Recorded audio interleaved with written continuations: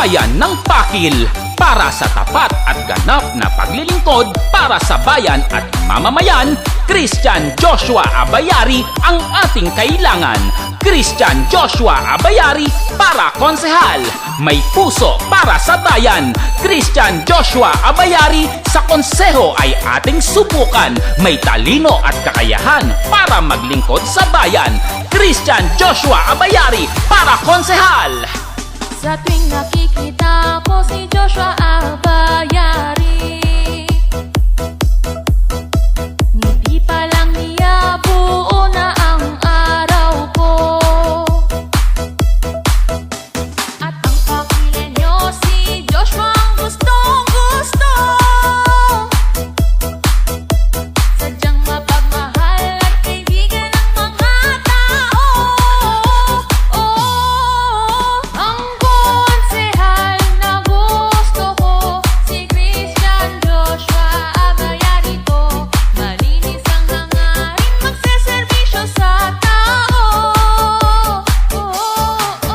Buong bayan kay Joshua na ang hatid niya. Sa atin ay pag-asa, may puso para sa mamamayang Pakilenyo. Christian Joshua Abayari, ang sigaw ng mamamayang Pakilenyo, ang konsehal na pag-asa ng tao, tumutulong sa abot ng kanyang makakaya. Christian Joshua Abayari ang maghahatid ng mga kapaki-pakinabang na mga programa.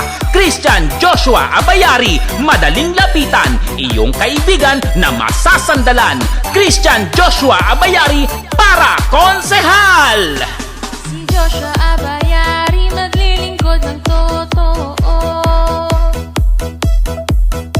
Subukan ng galing, samahan natin sa konseho. Kanyang kaalaman ibabahagi niya sa tao. Sa pagkakonsehal may kakayahang mamuno.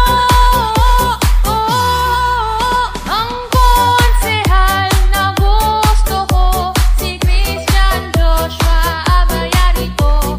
Malinis ang hangarin, magseserbisyo sa tao.